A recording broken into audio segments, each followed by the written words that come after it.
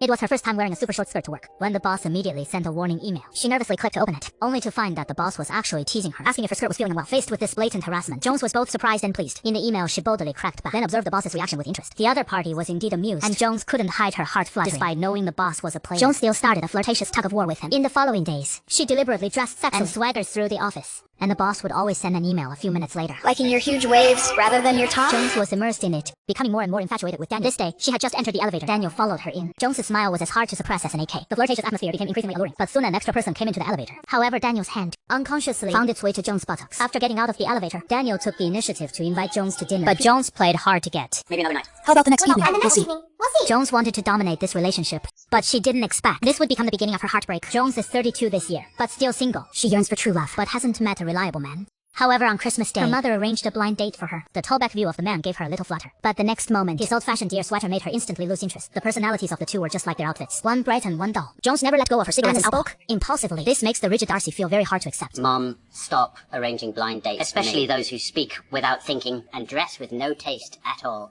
Jones maintained the decency of an adult, but she hated Darcy, deep down inside. This failed blind date plunged her into sorrow and loneliness. But at the same time, an unexpected romantic opportunity quietly approached. This day, Jones wore an ultra-short skirt to work, catching Daniel's attention. The two quickly got into a heated conversation, and Jones began to fantasize about becoming the woman who could captivate Daniel. A few days later, the company was going to host a new book release event. Jones prepared thoroughly from head to toe, but when choosing her underwear, she deliberately wore a pair of old-fashioned panties to remind herself not to develop too quickly with Daniel. But when she arrived at the venue, she found her old rival Darcy was there too. Jones sarcastically remarked why he wasn't wearing his reindeer sweater this time. Darcy didn't reply. He just kept taking notes silently. When introducing Jones to his colleagues, Darcy intentionally brought up her childhood incidents. Strange working at the publishing house, fond of my shallow pool. Peculiar habits. Soon the event started. Jones went on stage but couldn't find the microphone switch. She had to raise her voice to attract everyone's attention. Then she praised the new book as the greatest work of contemporary times. However, the literary attainments of the authors present were almost on par with Mo Yanyu-hua and Shi Taisha, so Jones hurriedly backtracked. Of course your book is also good, Mr. Riff Poet. It is as great as this one. And Earl Anchor, your book isn't bad either. Darcy couldn't help but feel embarrassed for her. How could someone make such a big blunder? But seeing Jones' face full of bitterness, he inexplicably felt a bit sorry for her. Just as he was about to comfort Jones, Daniel beat him to it. That evening the two had dinner together. Jones unexpectedly learned that Daniel and Darcy used to be good friends. But later, Darcy stole his wife away. The seemingly respectable Darcy actually ruined someone else's marriage. Jones was immediately filled with disgust. And in contrast, Daniel seemed incredibly charming. How about coming over for a drink? It is simple, just sex. I promise nothing immoral. Jones said she wanted to go home, but her body was honest. Daniel had already, without her realizing, taken control of every bit of her emotions. But just as Daniel wanted to take it further, he saw her unique underwear. Oh my goodness, the bands. For heaven's sake. No need to apologize, I really like them. Hello, mommy. Jones completely fell for him. Even though she knew he was a seasoned player, she couldn't help but fall for him. The following week, Jones was overflowing with the joy of being in love. Although their relationship was mostly physical, Jones felt that Daniel might have some genuine feelings. The chance to test their relationship came soon. Jones' relatives hosted a costume party, and Daniel would accompany her as her boyfriend. This was their first outing together. Jones was full of anticipation. But upon arriving at the hotel, she encountered the detestable Darcy again. He was with his colleague, seemingly afraid of being misunderstood. He even explained. That is right. I brought Natasha. I want to get some work done so as not to waste the whole weekend. Seeing Jones with Daniel, Darcy wanted to say something, but under Jones' hostile gaze, he chose to remain silent. Jones became more and more infatuated with this relationship. Daniel never hid his true nature. He always brought her immense happiness. Watching from the sidelines, Darcy couldn't help but be attracted by Jones' smile. Love makes people greedy. Jones wanted more. Do you love me?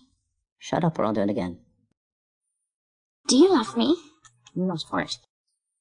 Turn around! Daniel skillfully dodged the question, but early the next morning, Daniel suddenly had to rush back to the company for a meeting. As said, they could just make an appearance at the party. I must go back immediately. If you don't like me, just say it straight out.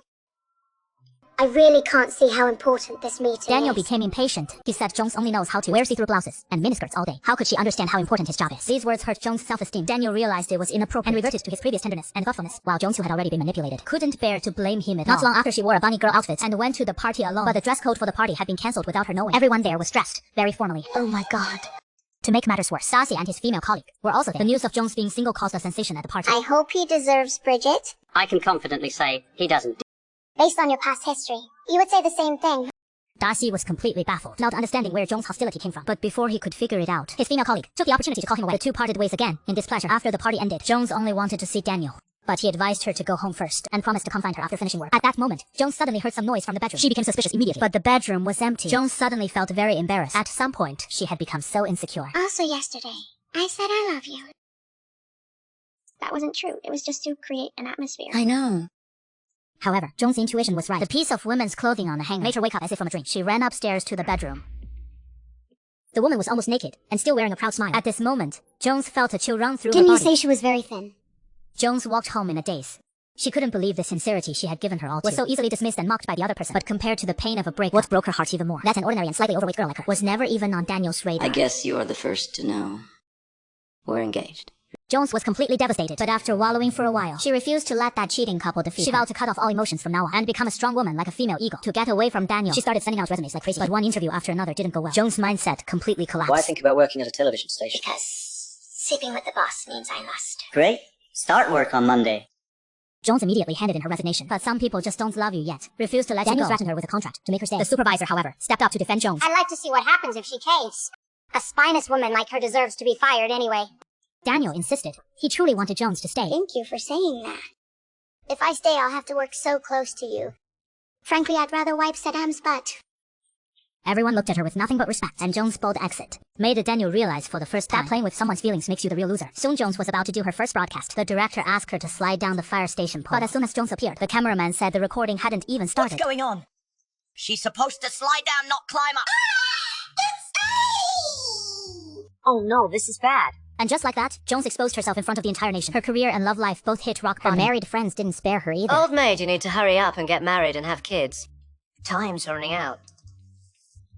The couple flaunted their life winner attitude, scrutinizing and lecturing her. Jones felt utterly suffocated. She had planned to slip away early, but never expected Darcy to jump in with more criticism. He praised Jones for her broadcast at the fire station, and even said he was glad she and Daniel broke up. Jones finally cracked under the pressure. She was fed up with his condescending and sarcastic Every time they met, Darcy always made her feel like an idiot. I don't think you're an idiot at all. Sometimes you're quite amusing.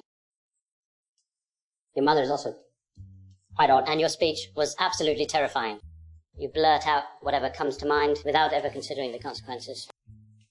But the truth is, I really like you.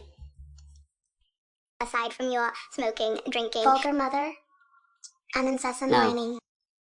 I like you just the way you are. Jones felt an indescribable sense of surprise, loving all of you. It's the kind of perfect, almost unreal romantic line. The way you are. Now, with these figure, these clothes, these breasts, that's no name.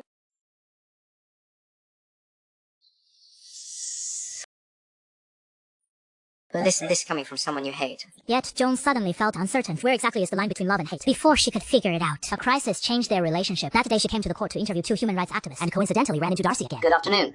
You like me just the way I am. But then her colleague informed her the interviewees had already left. Jones was worried about how to get the job done. But, to her surprise, Darcy happened to be the defense attorney for those 2 individuals. Vinton, thanks to Darcy's connection, Jones became the only reporter to secure the breaking news. And this interview gave her a first-hand look. Darcy's precision and charm in his professional field. Jones staged a brilliant comeback.